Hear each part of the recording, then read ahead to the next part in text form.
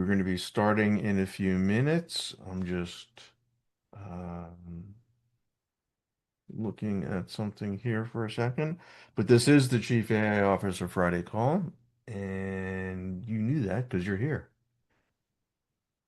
Do, do, do. Yeah, Chris's call's not done yet because there's a bunch of people that are on that call that come on over here. So we'll be starting in just a minute or two, waiting for Chris to wrap his call. And then we'll get going. I want to welcome everybody who is joining us on our live stream today. So we are out there on the interwebs. And if you are on the live stream and want to check out our community, please go to chiefaiofficer.com and you'll see a link in the navigation where you can join our community and check it out. We had a trial program. I don't know if that's still in place or not, but there should be details on that there. And you'll be able to join our community. You'll be able to be part of these calls live in the Zoom room with us, where all the cool people hang out. And then you'll get access to everything else that's in the community. So you'll get access to the recordings of all our calls. You'll get access to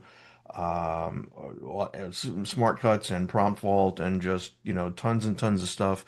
But the main thing you'll get access to is the community. And then we have a couple of thousand people who are learning, living, eating, breathing AI every day, people that are on the journey that you're on, and we're all going down this path together.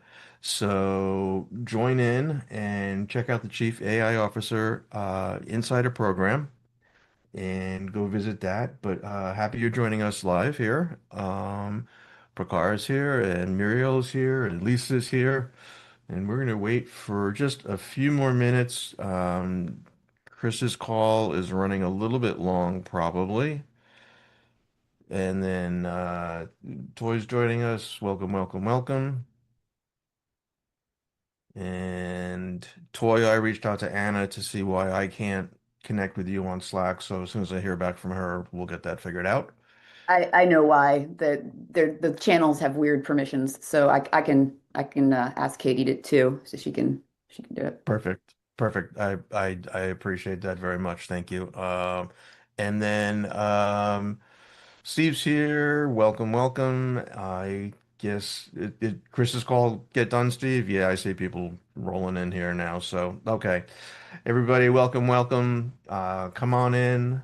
I know it's a back-to-back meeting. I know it's a time commitment, and time is one of the most valuable things that you've got. But I really, really appreciate, as I've said to you, the time that you spend with us here on these calls. It's how we continue to learn. It's how we continue to grow. Look at all the smiling faces, all the people that I know and some new faces. So if you're joining us for the first time on our call here, welcome, welcome. This is the Friday Chief AI Officer call. I am Lee Pomerantz. I'm a certified Chief AI Officer. Been through the program, been sort of walking side by side with Chris since I think the day after he registered the domain name. So I'm one of the originals here. But we have three things to do on our call today. Basically, we're going to talk about what's happening in our community. We're going to talk about news and things that are happening out in the world of AI.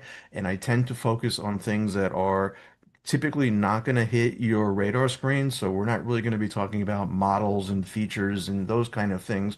We're going to be talking about societal impact and jobs and government and, big picture things about how AI is impacting our world. And then Q&A. So this is a Q&A call. That is the label of the call. That is the reason for the call. So we are here to answer questions. We are here to help each other. So if you have a question or a comment while this call is going on, feel free to come off mute and interrupt me. Feel free to raise your hand. But this is sort of a slightly less structured call than some of the other ones that we do in our community. But we're here to help, and we're here to help and engage in great conversation. So don't be shy. Don't worry about interrupting me. I'm a New Yorker. I've got thick skin. I won't take it personally, but yeah, it's all good. So again, just welcome everybody who's joined us on the call live here. Again, welcome everybody who is joining us on the live stream. If you are interested in joining our AI Insider community, please go to ChiefAIOfficer.com and you can get information there on how to join our community and get benefits like access to all the call recordings, access to live calls, prompt vault, smart cuts. Uh, but the main thing that you're going to get access to is an amazing community of a couple of thousand people that are doing this AI thing with you. And we're all at different places in our journey. Some are ahead of me, some are behind me. But it's a great, great community of like-minded souls who are going to be able to um, help you out in ways that you wouldn't think possible. There's collaborations that happen. There are subject matter experts who have domain knowledge that you don't have. So it's a great community. Um, Salvador says it's where the cool kids hang out. Yeah, this is the cool kids table. I like that. So thank you for sharing that. So again, welcome if you're on the live stream, and then just want to get into what's happening in our community here. So we have upcoming events. So if you are in our program, make sure that you're watching the event schedule. We have a lot of calls that are getting booked. We had some great calls this week. We had AI strategies for SMB Financial.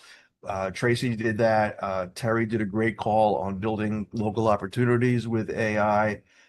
Jason did a call on automating workflows with Manus. So if you missed any of those calls, please make sure you go to the community, check out the video vault. We record everything because we know your schedule may not align up to catch the calls live.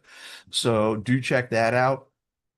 We have our next AI executive certification program, and that is kicking off on Tuesday, February 10th.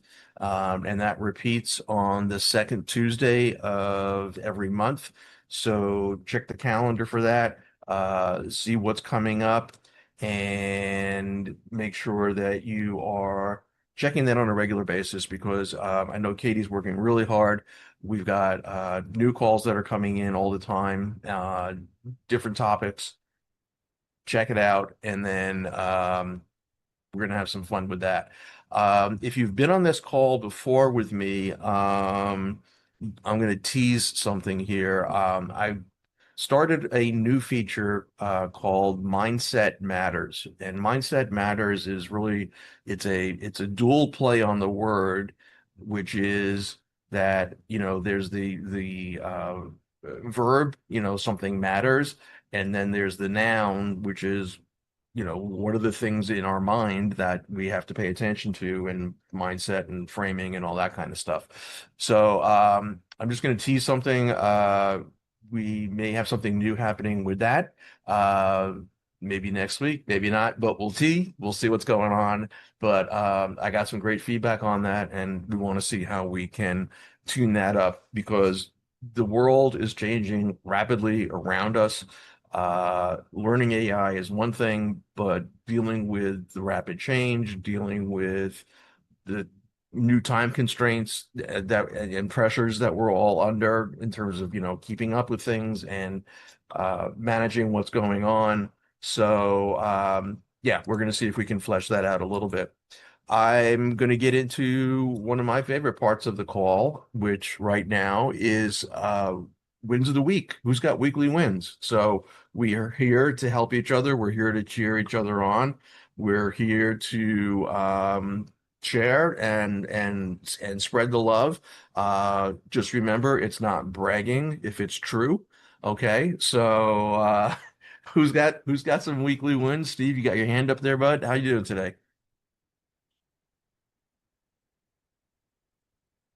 There we Steve, go. Unmute. there you Sorry go. about that. Yeah, thanks. I am starting, I will have it up this weekend, a new open source project. I invite anybody that is a coder to participate.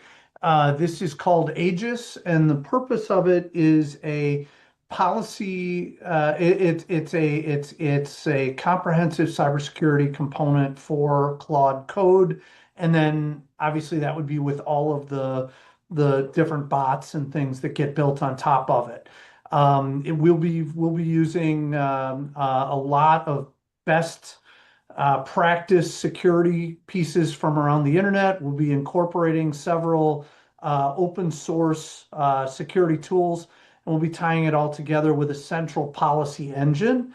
The idea being that you can build configuration profiles around specific projects, and by doing that, you'll be able to get much more granular enforcement than but with still preserving the basic functionality of the tool. I invite anybody to check it out. I'll post the URL on the community this week, the GitHub, and feel free to come in, look at it, download it, work with me on it, provide feedback, etc. Thanks. Very cool, Steve. Appreciate you sharing and continuing to contribute to the community with your domain expertise and sharing what you're working on so that we can all ride along and take advantage of that ourselves as well. So thank you so much for what you bring to the community. Hey, Terry, good morning. How are you today? I am good. Good morning, everyone. Just want to give an example of how, again, you can start looking at building partnerships with others. So this week, or actually it'll be next week, I'll have the meeting. But one of the universities here in Texas that is part of probably one of the top two largest systems in Texas. I have done 4 trainings. This particular one has a nonprofit center that's aligned with it, that's within the university system. I've done 4 trainings for them over the last, say, 12 to 15 months for their nonprofit organizations. And I got some feedback from the last one I did in January, a couple of weeks ago. And somebody reached out and said, Terry, one of my board members went to your training. This one, she's a VP in marketing. She goes to AI trainings all the time. She said, hands down, you were the best training she has been in since she has started going to these AI trainings. And so I reached back out to the university, to the nonprofit center, and I said, hey, could we maybe talk about me becoming a profit center for you all? So as you have, because again, you do these trainings, various trainings, all the time for these nonprofit organizations, when you can refer somebody, look, we can talk about whether it's a rev share or whether you just, package me as part of the services that you can provide and mark up or what have you. And it's so funny, the executive director said, Terry, have actually been thinking about doing that and wanted to see if you were open to it. So just wanted to say, look at different ways you can package what you do and be able to develop those partnerships. So look forward to sharing more about how that goes after our meeting. Perfect, Terry. That's a really key way uh, to exercise something called leverage. So who is talking to, or who else is talking to or providing services to the clients that I want to get in front of? Okay. And that way, by aligning with them, all right, they're already working with their clients. Their clients probably have the need for AI services. They don't have the expertise inside their own organization. They increase the value that they bring to their clients by working with somebody like Terry, who's got that AI expertise. So, for me, on my target list, marketing agencies. Marketing agencies are working with businesses. A lot of marketing agencies can't bring AI knowledge. Boom, that's a perfect relationship. managed service providers, all those people that are out there doing tech support and managing networks and environments inside organizations. They're working with, IT managers, chief information officers, people like that. They're getting questioned about AI, and it would be very cool if they had the ability to again increase the value of their relationship with their customer by bringing along AI knowledge and doing that. So it's a great model. Leverage is the thing because you go to one organization, you form a relationship with them. They've got 300 customers. So now, boom, there you go. So yes, you mentioned it on the call before. It's a great model and definitely something to keep in mind. All right. Anybody else have any other wins for this week? There were a couple that were in posted in Circle. Uh, Chris Defty announced that he's landed 3 clients with his new consulting business. So congratulations to him. Christy Purdue also has kind of a part-time new gig where she is part of a group that's starting up. And this is somebody who came out of Gartner or McKinsey, I think. So you can take a look at that in Circle as well. And then Maria Elena, you've seen her on our calls. She's a big contributor to our community. She posted that she contributed a chapter to a book. The book is called From Chaos to Clarity: Real World AI Growth and Impact Stories from Committed Members and Colleagues of an AI Community. So this was a group effort. If you want to check out the book, I've downloaded it, haven't looked at it yet, but go to Weekly Wins inside our community, and then you'll be able to access Maria's book. You'll be able to see what Christy's big win is. You'll see what Chris's big win is. And then another Chris, Chris Duffy, he got nominated for AI SME Business of the Year. He got nominated for Best SME AI Solution, and he got nominated for the Alconics Responsible AI Award. These are all in his community over in the UK. And it's you don't have to win just to be nominated, gives that you get some halo effect, you get some glow from that. So take a look at the wins and be sure that you're posting your wins too, because if you're out there doing the work, we want to give you the attaboys. We want to give you the congratulations. So make sure that you're posting them. I'm sorry, Jonathan, I didn't see your hand up there, buddy. How you doing today?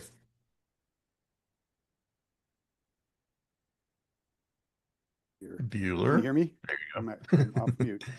I got construction going on in the background. So I had a one-on-one training session with my boss, who's the CEO on ChatGPT this week, and he was thrilled and asked to have access to our corporate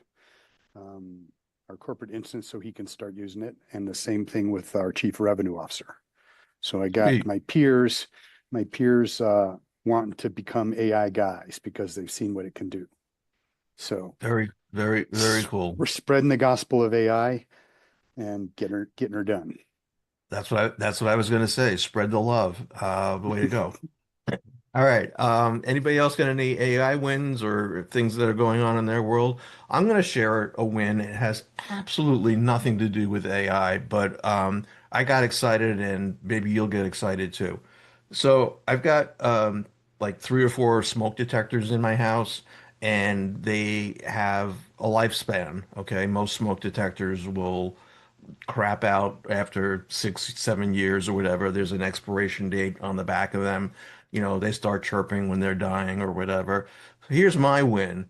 I needed to buy a bunch of new smoke detectors. They now make smoke detectors with 10-year batteries in them. Okay, so no more having to worry that every 4th of July or January 1st or whatever day you have posted on the refrigerator, you change all the batteries in your house for the smoke detectors.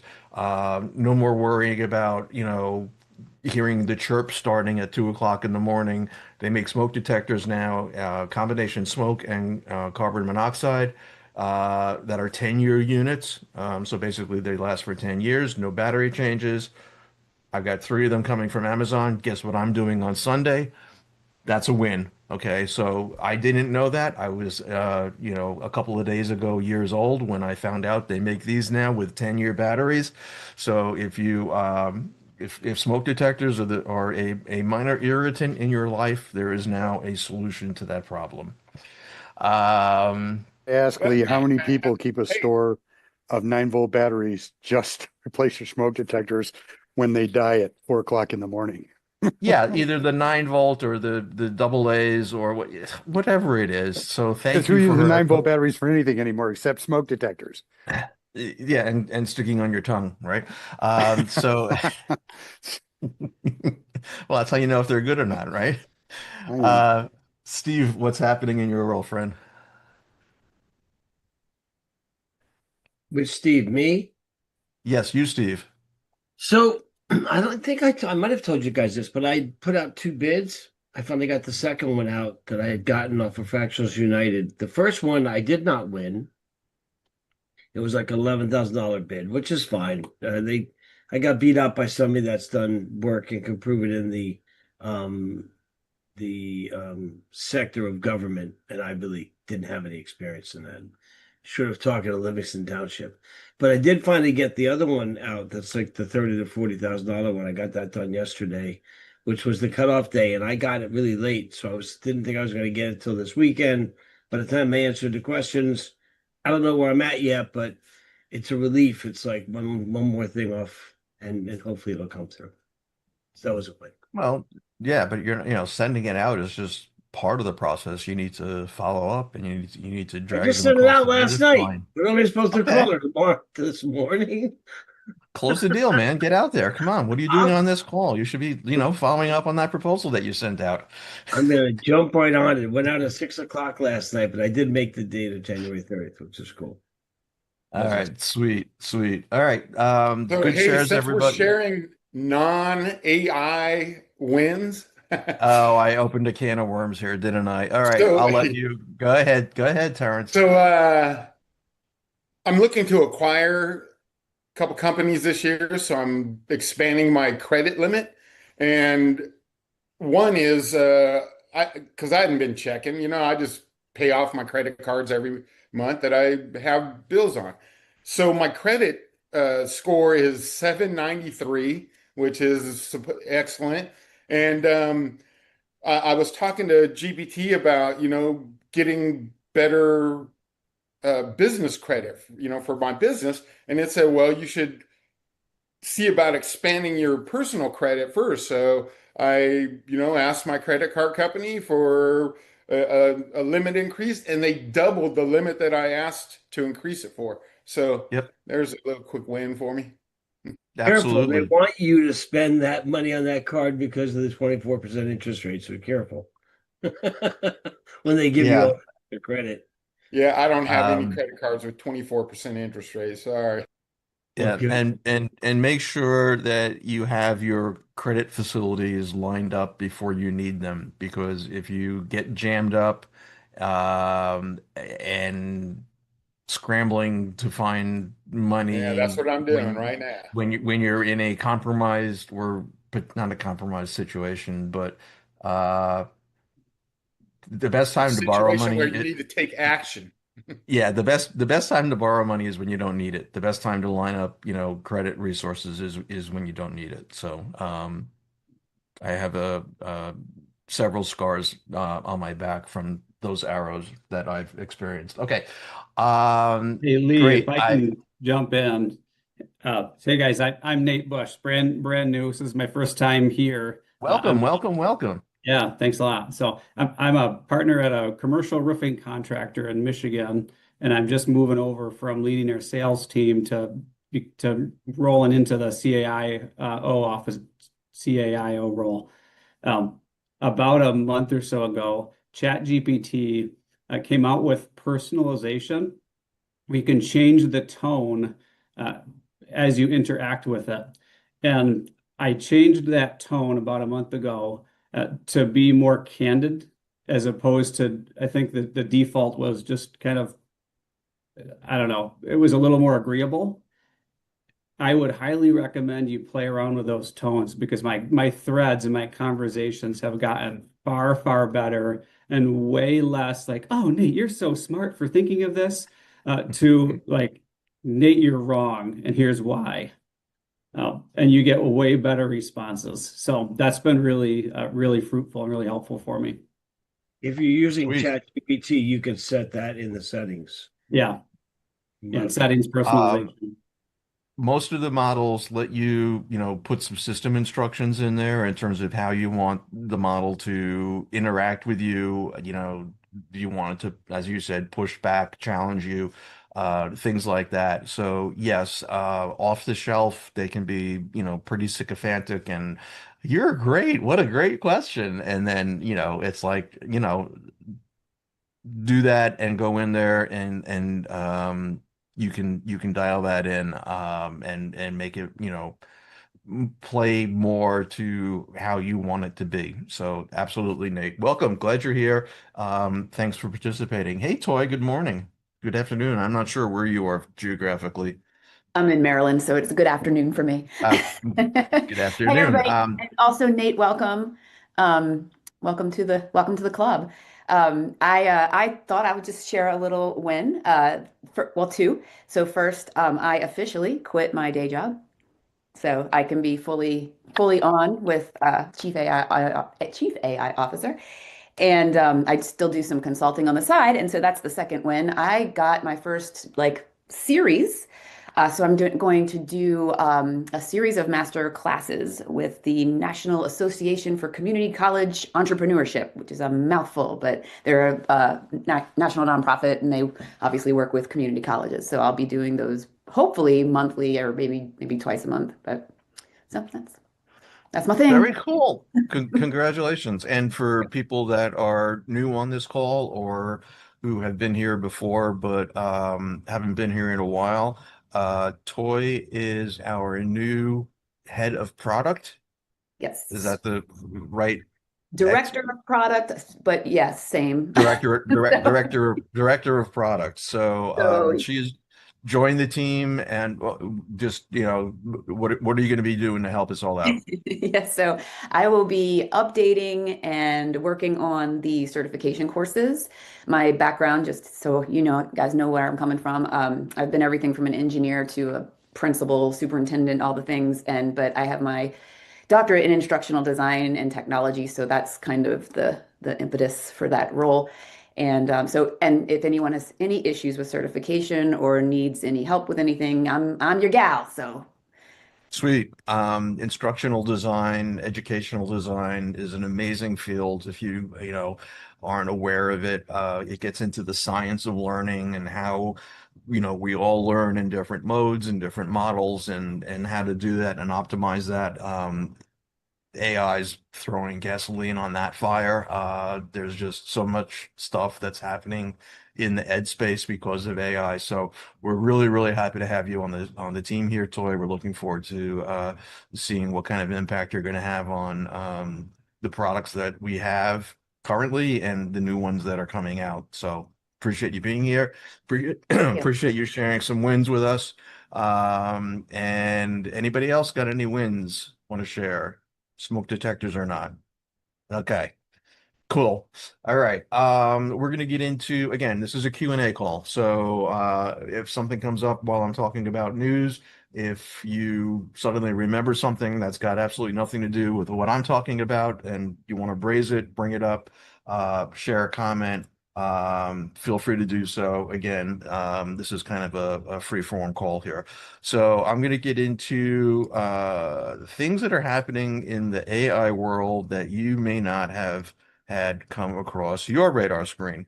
Um, One of the reasons that we do this call is because the AI world is changing. It's changing so fast. It's a fire hose of data. It's hard for me to keep up. I have, certain people that I follow, certain podcasts that are appointment listening for me, so I know Tuesday evening when the Smarter X podcast drops, I'm going to be spending an hour or an hour and a half on the couch listening to that particular podcast because they do a good job of curating for me. And you know, you'll see Smarter X on some of my items today, but they do a good job. So figure out, you know, who the people are that you want to follow, you know, pick a handful of them. If anybody wants some assistance in that, feel free to reach out to me in Circle, and I would be more than happy to share with you kind of, you know, my follow list.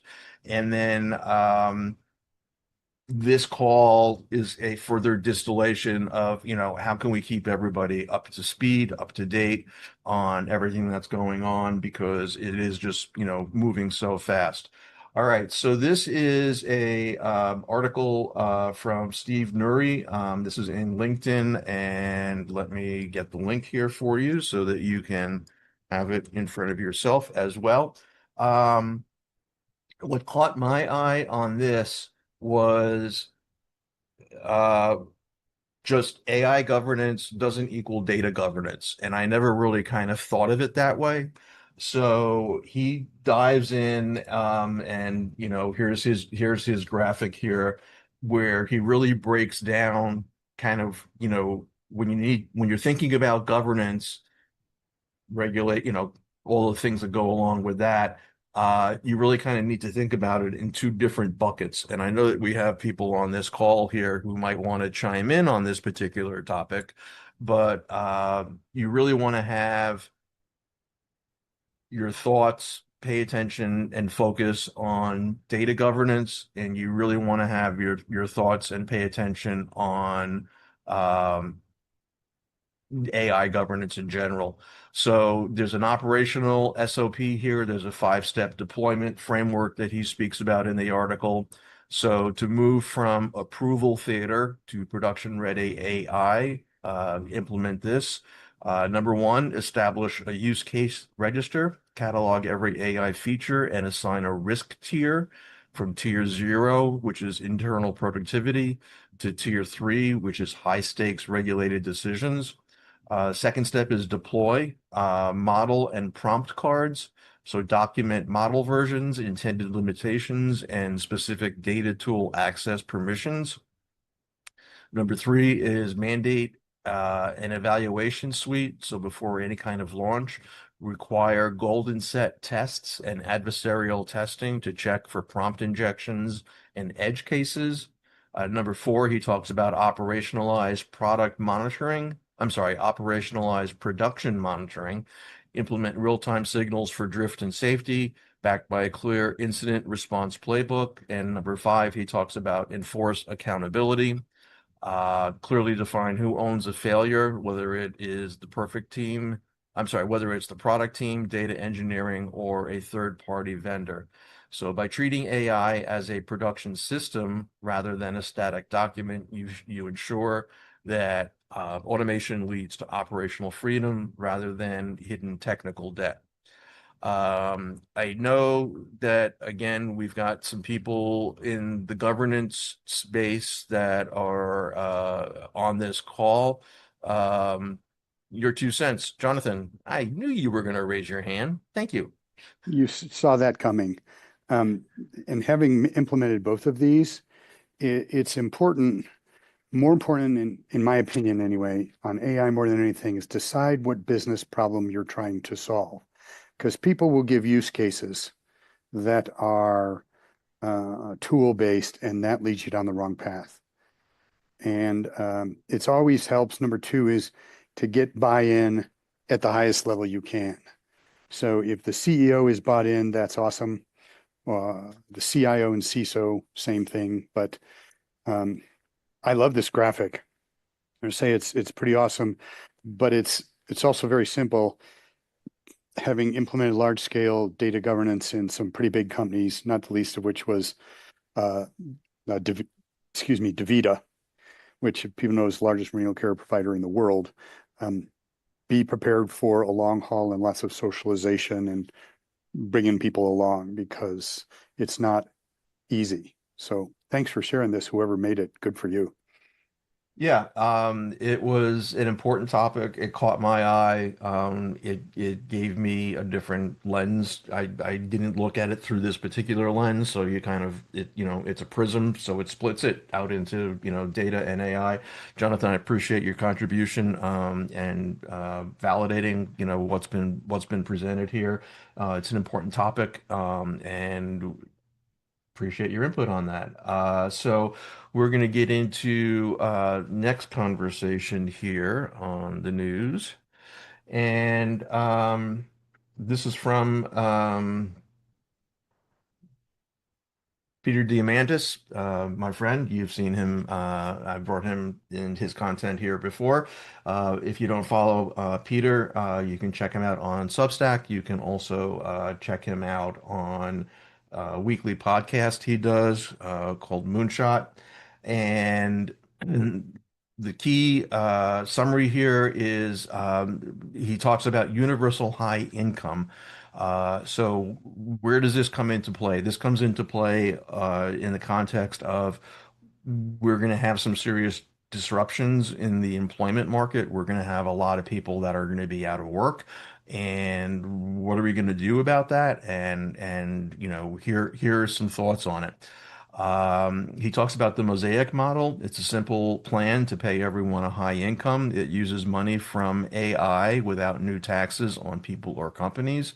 It grabs extra cash from falling prices and big company profits to share the wealth before leaders block it. So the idea here is, this is going to get, pushback, but it's an interesting idea. Elon Musk was on a Moonshot podcast with Peter recently, and Musk envisions AIs and robots creating an abundance beyond basic income. Musk seeks ideas. Um, there's a model called Mosaic, which is being kicked around as a way to fund universal high income without raising taxes. So AI is going to shift the economy to abundance. Robots make goods and services cheaper. There's an automation paradox. AI boosts productivity and GDP despite job loss. So the surplus needs sharing. So where does this get funded by? The dynamic sales tax. AI cuts cost. The tax rises to hold prices steady. Government captures the savings. There's also extra profits. 85% of above normal company gains go to UHI. This is on the AI companies and the superscalers. For a family, the basic plan gives lower middle class incomes to non-working families. Um, they're looking to try to get something enacted in 2026 before lobbying blocks it. And there's information here on Mosaic, which is this model that they're looking at. I'll share that here as well. The Mosaic model is interesting. You can go and you can look at this. If you want, you can read the full paper here. AI, talks about AI unemployment and why it's different. And, you know, uh, jobs are going to disappear, but the economy is going to keep growing. So how do we manage that? You can also explore the model. So if you want to get in here and really geek out, and look at, kind of what might my benefit be under a universal high income model. It talks about, where this is just all the modeling of it if you want to get in there and geek out. But I thought it was kind of neat that they give you a way to play around with that. This is just one of the things that, is happening. We're going to have disruption. As I said, the government is starting to talk about it. They're starting to talk about it publicly. As I've said, whoever the administration is that's in the White House cannot come out and publicly say we're going to have major job loss because of AI, because they will get kicked out of the White House in a heartbeat. So this is a beginning of that conversation. There's another item in news that is tied in with this. Jonathan, you got some input? Yeah, so the data will show that with every advancement disruption, more jobs are created. Some will definitely go away, but others will be created that we haven't even thought of and we can't imagine at this point. If you look at in the early days of civilization, the same thing happened. During the Industrial Revolution, it happened. During the mainframe revolution, the same thing happened. During the PC revolution, it happened. During the cloud revolution, it happened. The real question is how hard do people want to work to retool themselves? And I'll give you a solid example. Many years ago, I was at a company, we were converting our products. We were a service entity from COBOL to web-based graphics interfaces in a component-based architecture using object-oriented design. We offered to train anybody who is currently on the programming staff in the new method. And some people quit because they said, I'm a COBOL programmer, not interested in that new shit. It'll never take off, yada, yada. The people who retrained, many of them are CIOs today. The people who didn't want to retrain, most of them are either retired or begging for scraps for people who can't maintain their COBOL-based systems. So be prepared to retool yourself. Kudos to everybody in this call for embracing the rising wave. I think that the number of jobs that will be created from this will be unfathomable because we're going to branch into so many things. This is just my opinion that we can't even conceive right now because we don't have our own brain powers prohibiting us from thinking that lateral way. So go get them. Appreciate the input. I'm a optimist. I think, I'm not necessarily an accelerationist. I'm not necessarily, full speed ahead, damn all the costs, but I'm definitely an optimist. I definitely see, a world of more abundance than we have now, when the cost of intelligence goes to zero.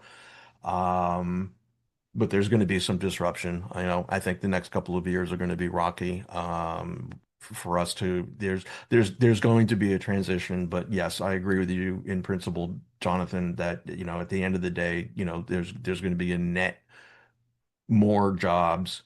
And again, I agree with you 110%. Kudos to everybody that's on this call right now because you're on the front edge of what's happening.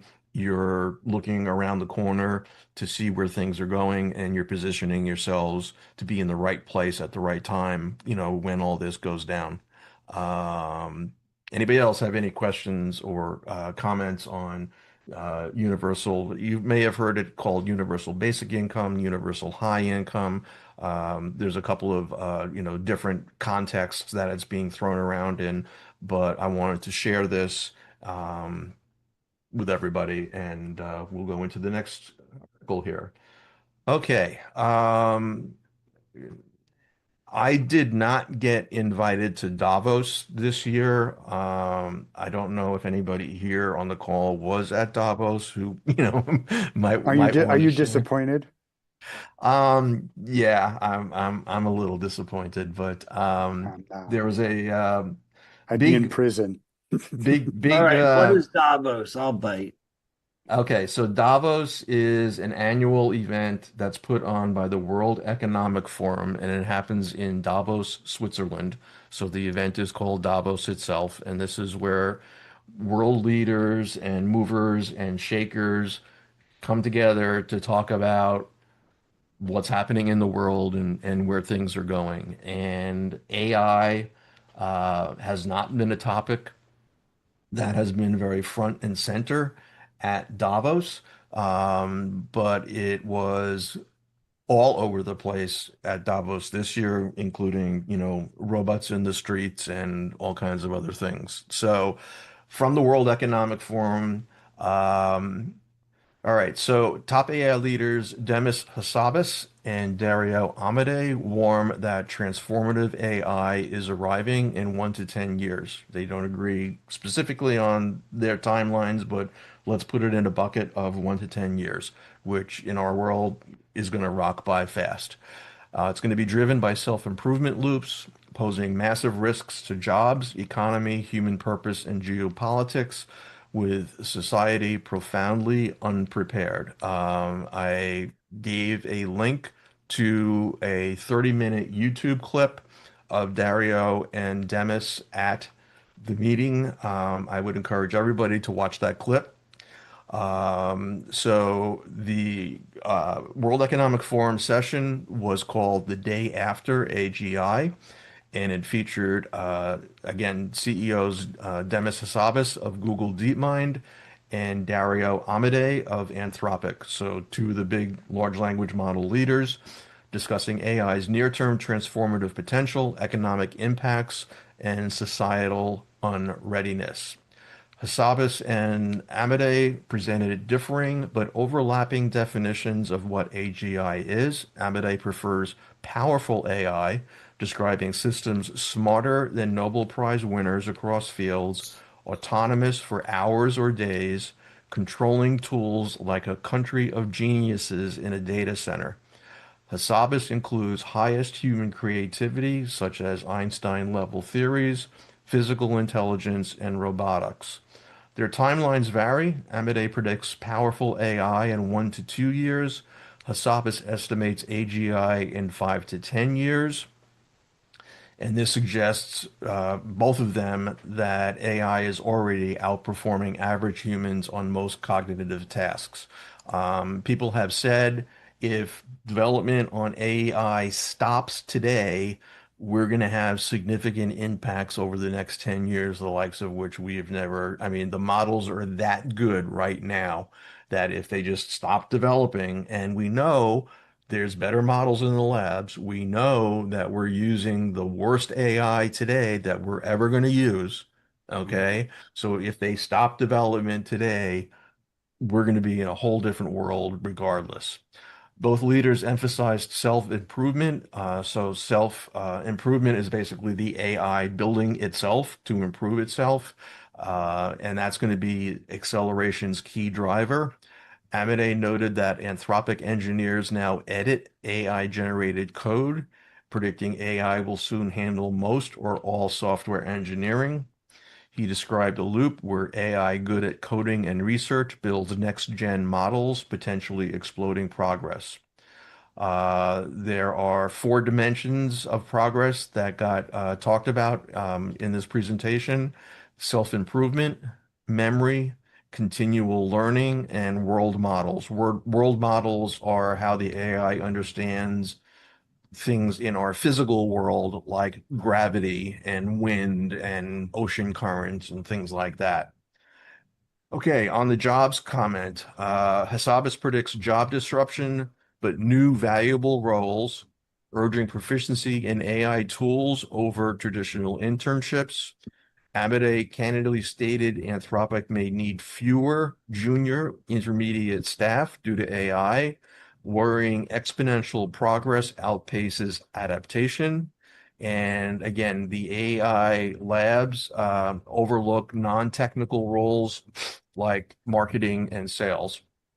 Deeper concerns from Hassabis beyond displacement, AI handling cognitive work threatens human purpose, meaning, and condition.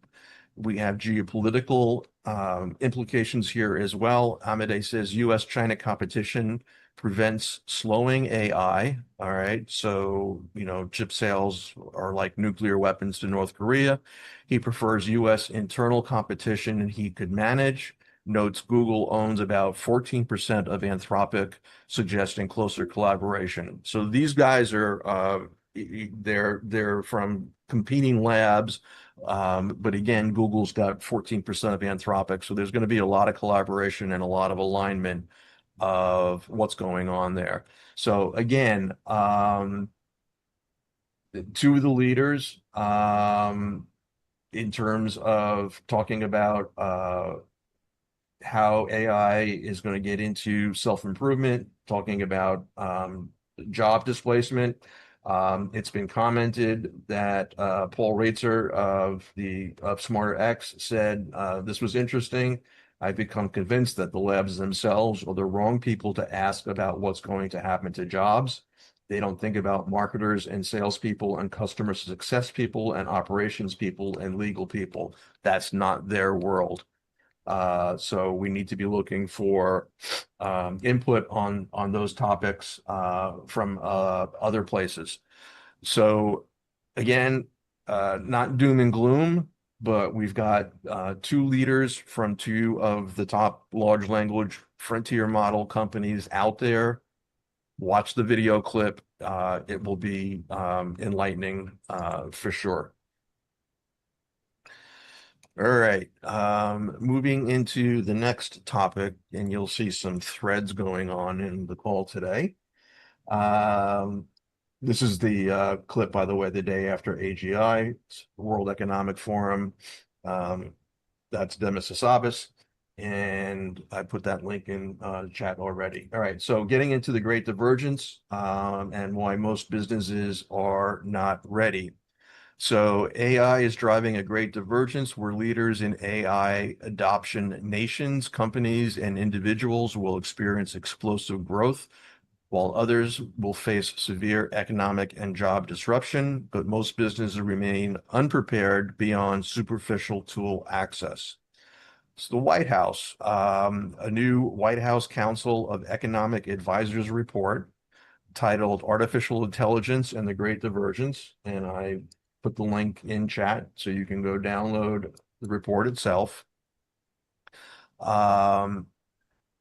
Compares AI potential impact to the Industrial Revolution. Jonathan, speaking to your point, predicting that nations and firms leading in AI infrastructure and adoption will achieve significantly higher growth rates than others.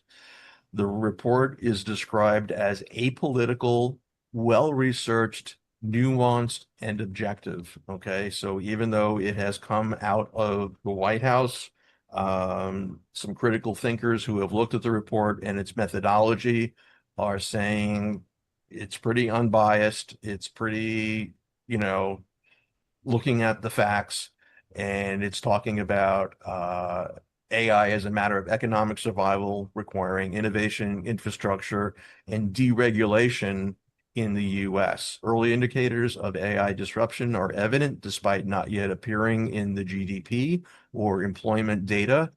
Significant significant upcoming changes are being signaled by this.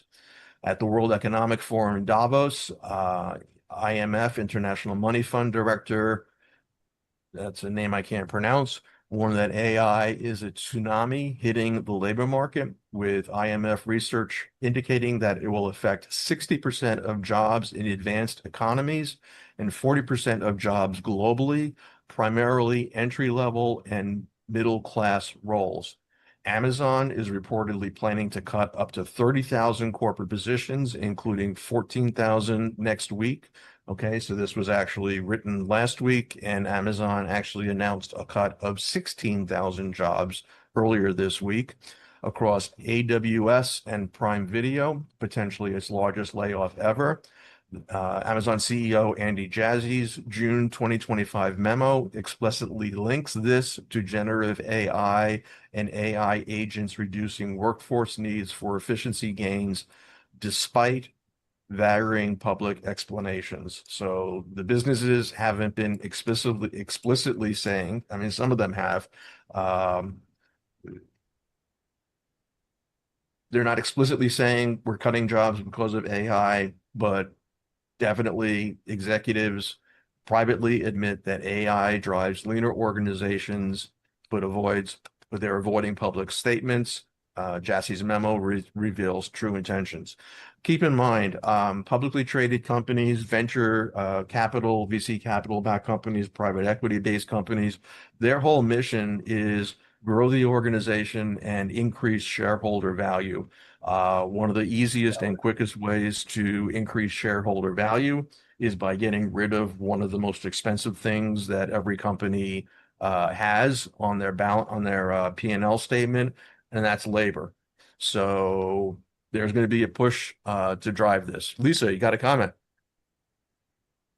Yeah, right along with what you're saying, Lee. I think corporate America is using that as a great scapegoat, right? So what we're seeing is that a lot of higher end executives are being ousted from corporations that have the most experience and the highest pay wage.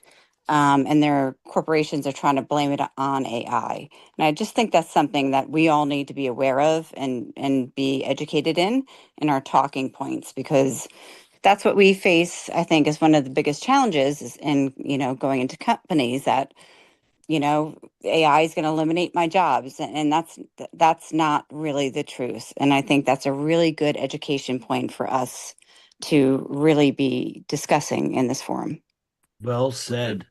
Perfect. I appreciate that input, Lisa, and that's validation to me personally of the value that I bring by looking at these topics and bringing them to this call to share with everybody. So yes, this is important stuff. Again, it's great to know about, new features in the models. You can find that on 1,000 YouTube channels.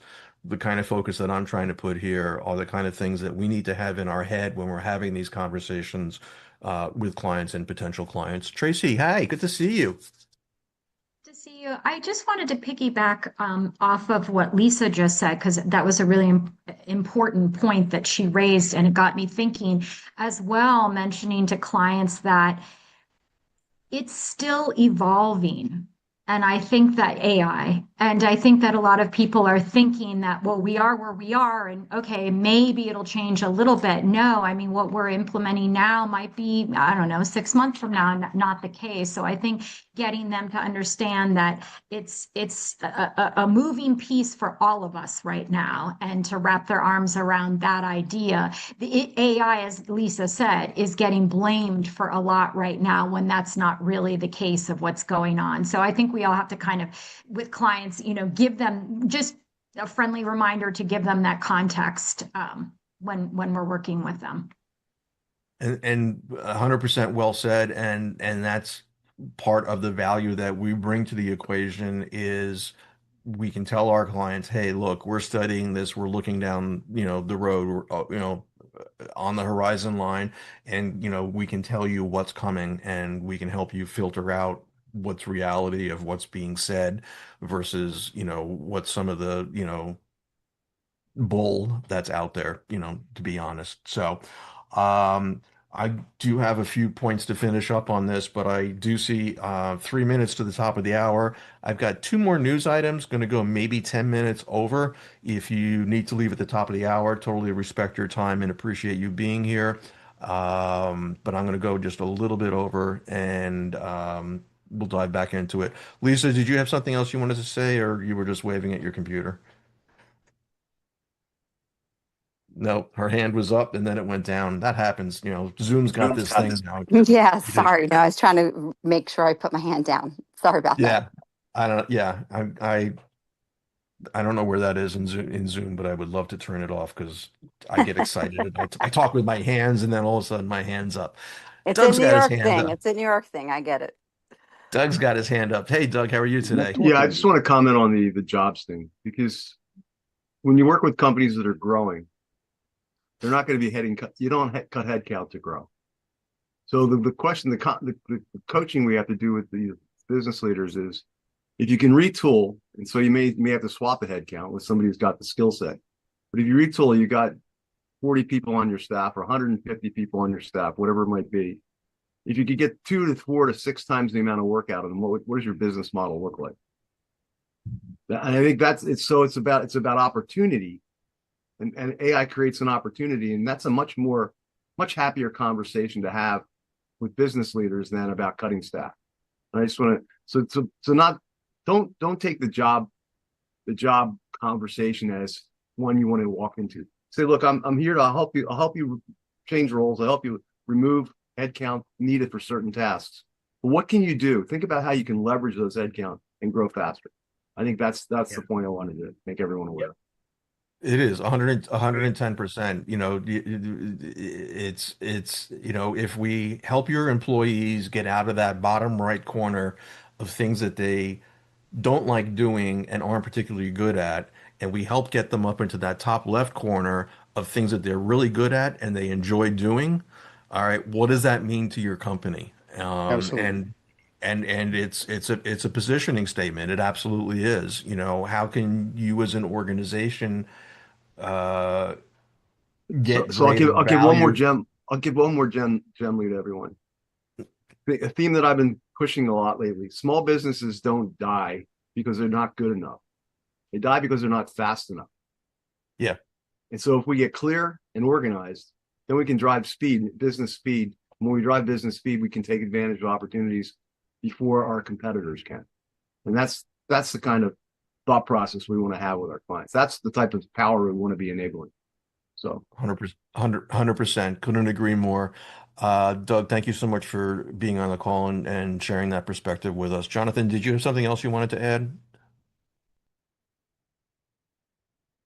No? Okay. Um, Again, it's 1 o'clock. I want to respect people's time. If you need to jump, do what you got to do. Glad you're here. See you on the call next week. Let me just finish up this, and then I've got two more items. We'll get out of here in about 10 minutes, but thank you all for your participation on this.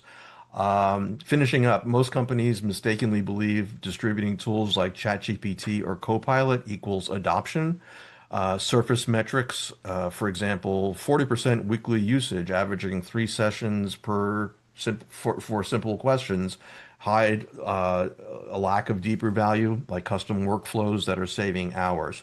New York Times columnist reported talking about highlighting cultural gaps. Early adopters use AI swarms, or I'm sorry, early adopters use advanced AI swarms, while others are just waiting for basic approvals. Executives hope AI creates a more jobs long term, but lack plans for the near term, 12 to 24 months, displacement of 10 to 20% of the workforce.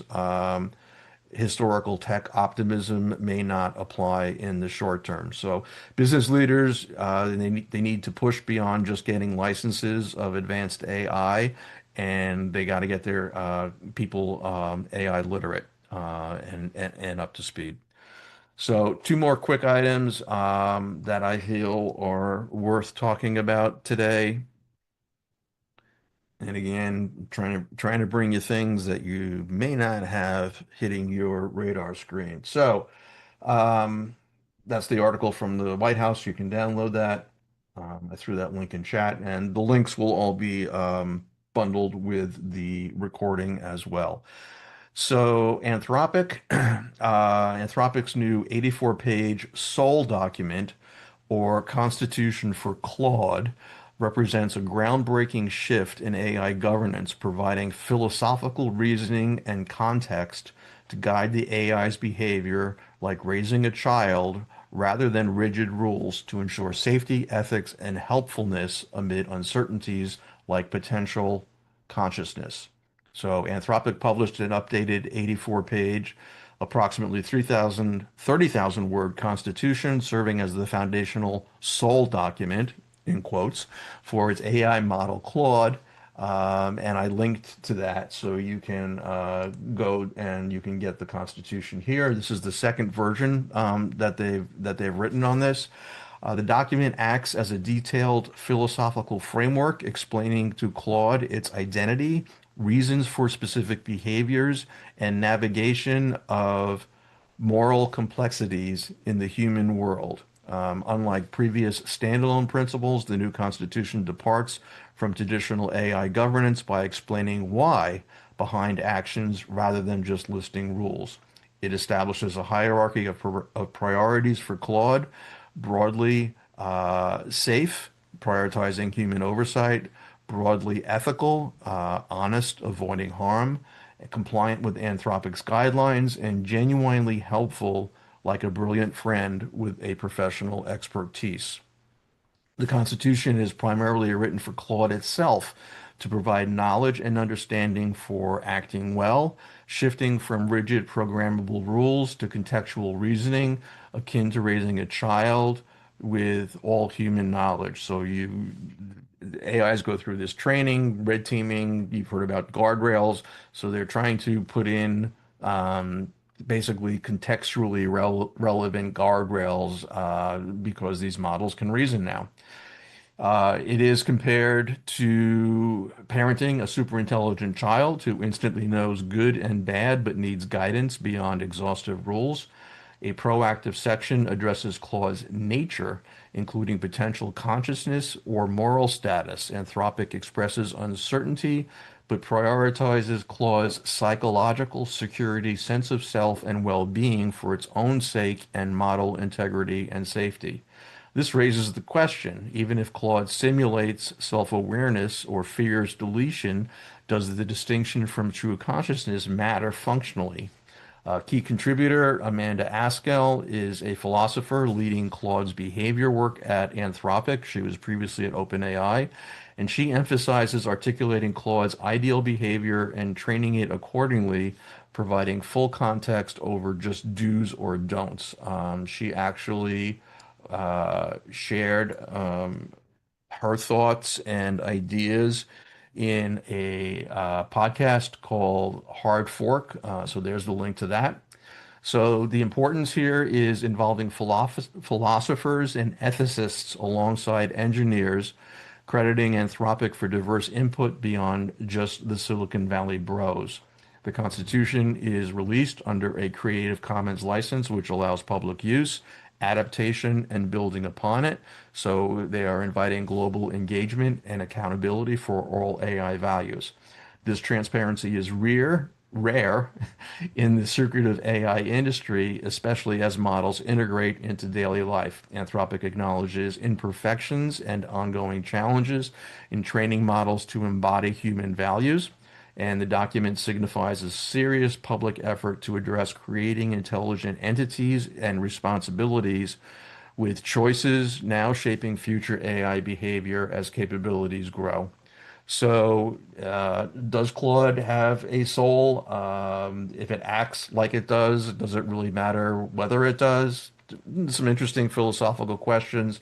Interesting to see that it's just not, engineers that are, coming in and building these things, that they're bringing in philosophers, they're bringing in ethicists, because they have to.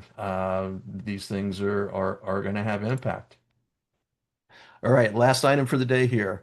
McKinsey is rapidly scaling its agent AI workforce to 20,000 agents, now one-third of its 60,000 total employees. And it's testing candidates' ability to collaborate with AI tools like Lily, which is their internal app, during interviews, while shifting hiring practices and priorities towards liberal arts majors to inject creativity beyond AI's problem-solving capabilities.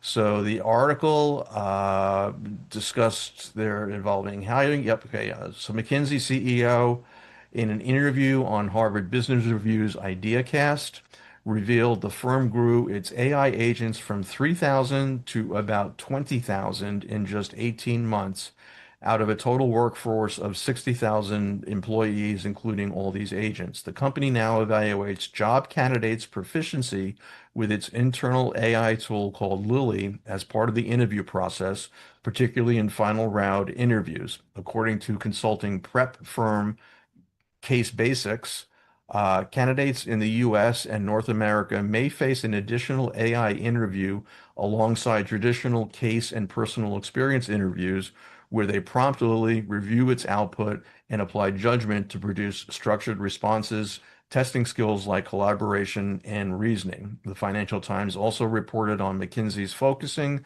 on business school students' use of Lily based on people familiar with the matter. McKinsey has helped banks implement AI solutions, blah, blah, blah. They are looking for AI ready on day one candidates as AI becomes essential to consulting functions. The firm is deprioritizing, this is what I found, deprioritizing traditional problem solvers in favor of liberal arts majors and creativity, since AI excels at logical problem solving but lacks novel thinking. So just a whole pivot here going on of liberal arts, yeah, not so relevant, to okay, now we've got the machines that think, so the thinking's not so relevant, but we need the liberal arts. Similar firms are doing similar things and recruiting and putting a focus on liberal arts graduates. McKinsey's career page encourages using AI to refine resumes and practice interviews, but prohibits its use during assessments, generating responses, or embellishing applications, but it welcomes candidates that are curious about AI. So they predict that aggressive AI adoption starting in another 18 months, where every employee will be enabled by one or more AI agents, creating a human and agentic workforce that requires new navigation. So yeah, the headline caught me. Liberal arts are back. I don't know if that's true or not, but we definitely have a data point of a large firm where they're looking at who's coming in, what are their skill sets, and who do we want on the team. All right. Any comments, any suggestions, any questions, any Q&A?